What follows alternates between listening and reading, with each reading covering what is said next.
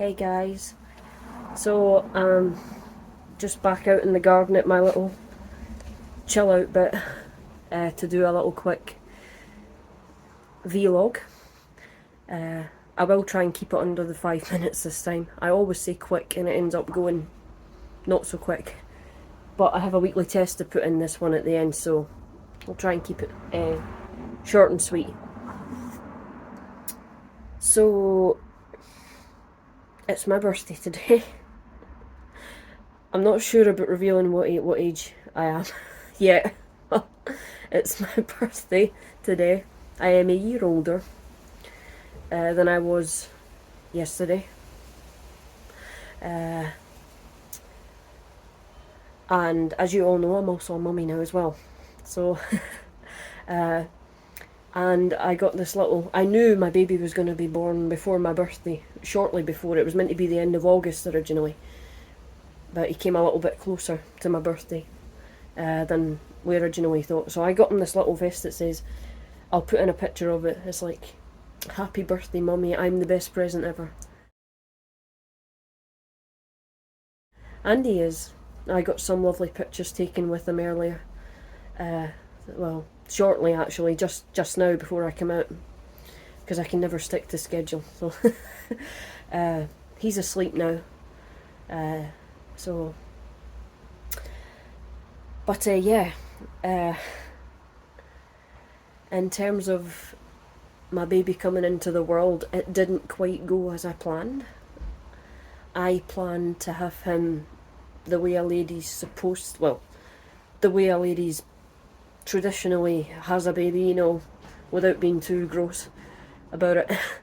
But my midwife, when she was doing the checkup, she thought the baby was where he was supposed to be in terms of when he's ready to be born. They're meant to lie a certain way. And she thought she was feeling his head, and it was actually his bum she was feeling. So I went right past my due date, which was 28th of August. And then I got a little scan just to check up on everything because it was after my due date. And that's when they discovered my baby was upside down, which isn't good if you want to have a natural birth. I know there is no norm anymore for anything to do with like anything. You know, everyone's got their own idea of normal now, so that's why I'm doing this. But yeah, so the baby's not meant to be lying with his bum facing down and his head up. It's meant to be the opposite. His head's meant to be down and his bum's meant to be up. But my midwife was confusing his head with his bum, so she kept telling me everything was okay and that everything was set to go for how I planned it. So to go all that way, right even past my due date, and then find out at the last minute, no, your baby's upside down, and that's basically turned the whole birthing plan upside down with it. So they did this little procedure where they try and give you a little tummy massage to turn your baby around the right way so that you can have it, you know, au natural. But because I'm so small, my baby was stuck in my pelvis, his bum was stuck, and they couldn't get him to turn. So my biggest fear, which was having to get an operation to get him took out my tummy, that was my biggest fear all through my pregnancy. And I had a feeling because of my size that it might end up happening one way or another, and it did. They couldn't turn my baby, so they had to take him out my tummy. And usually most ladies get that done when they're awake. I don't know how they're that brave, but they do. They just get like a numbing thing like they do to you at the dentist, only obviously much bigger, much stronger, because they need to like numb the whole lower half of your body. But my nerves, no. I can't even get my teeth out anymore without being put to sleep because of the trauma I had as a child experiencing dental work. So I knew right away, I was like, no, I'm not giving up until they put me to sleep for this.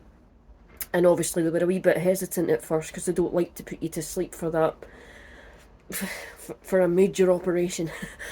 Okay, so I was kind of insistent upon it for the sake of my not having a heart attack. So they did agree to put me to sleep, and the staff and everyone there, before, during and after, all the way till I was in the hospital for 4 days afterward because I was so sore after it. And the care that we got from the staff all the way through was just incredible. So a little shout out to them, the staff at the Forth Valley Hospital. Absolutely incredible. So yeah, I was put to sleep and my baby was took out of my tummy, and I didn't meet him until about an hour or something afterward, 2 hours, when I was in recovery. His daddy was there. Well, he met him first. They took him to his... Oh, they put him on me. The nurses were really nice, and they took my phone in to the operating so that they could take pictures when he was just born to show me. So they took pictures of him on me when he was just born and everything, and I've got those precious pictures now. So that was really nice of them. So I have got to see what he looked like when he was just born, and when they put him on my skin. I didn't see it awake, but I see it in the pictures. So they took him to his dad while I was recovering, and he met him first and got to give him like all his wee first feeds and everything, because I couldn't even hold my baby for the first 48 hours. I couldn't move. I was in so much, it was so sore for me because I just had major surgery. So I couldn't even really like feed him or anything for the first 48 hours. His dad was doing everything while I was just laid up like this in a hospital bed. So, but gradually I managed to start to move a little bit and stuff, and now 2 weeks later I'm able to move about 90%, but I'm still obviously still very sore and tender, so I'm having to be careful, and obviously my partner's doing most of everything still, so but I'm able to hold my baby now and like feed him and stuff like that. So I've come a long way in a short time in terms of getting better. But the operation itself, considering how major it was a great success. I had no effects from the anaesthesia, apart from obviously the pain, which is only normal. You know, it would be not normal not to have pain after that kind of operation. But as I say, and even like the way, like obviously you're left with a little scar, well, quite a big scar after that operation, but even the way they've done it, you can't really see it, and once it heals, you'll virtually not see it. So again, I can't praise the staff enough at the hospital, all the medical staff, the surgeons, the anaesthetists, the midwives, the nurses, everyone, for how well they done and how well they looked after me, both physically and mentally, all through that. Because as I say, that was like, yeah, this has already went past 5 minutes. Oh god. Anyway, yeah, so I went all the way through the last part, all the way right even past my due date, all the way through my pregnancy, preparing for the natural birth, and I had it all planned out and had everything all packed for it. And then to be all mentally, physically prepared for that, and then find out right at the last second that no, that's not happening now.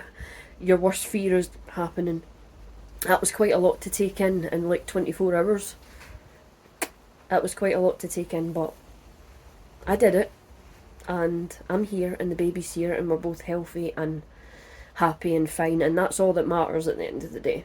It might not have went to plan, but the end result is still the same, so I have to be grateful for that. But anyway guys, I'll leave it there, and again, thanks to everyone who's congratulated me for the baby on the past couple of videos I've done. I would love to introduce him in this video, but I still think he's a little too young for that yet. I'm probably going to wait till he's a bit older before I have him in a video, but he will. You will get to see him one day. Okay guys, I am gonna go in now and get my dinner and put in this weekly test today. From today, I was like, I hope this is good, because it's like, it's my birthday test, and it's the only, because I can't go anywhere or that right now because I'm still sore. I was like, this is the only thing I'm really gonna be able to do for my birthday is film the weekly. I was like, so I hope it's a good one. And the hormone blast was pretty epic, so that was really good. So yeah, I will put that in just now guys, and again, thank you for all the congrats for the baby, and I'll see you in the next video. I don't know when. It'll probably just be weekly Monday tests for a while, unless something else comes up. And by the way, that last video I did, I don't know if everyone saw this comment that I pinned on it. It turns out it was real. It wasn't a test. Like the GP10, the hormones, klaxons, whatever going off. It was an actual incident at Ineos. Just a small, I think by the comments I've read, it was like a small fire of some sort, but I'm not certain, so don't take my word for that. But they had it under control right away. No damage, no injuries, no drama, nothing they can't handle. So that's good. But yeah, I actually caught like a real incident on camera and didn't know it. So that's cool. And I know it's not cool that an incident happened, but it's cool that I got it and no one was hurt or anything. So right guys, I'm gonna leave it there this time and put in this weekly test, and I will see you again at some point. Bye.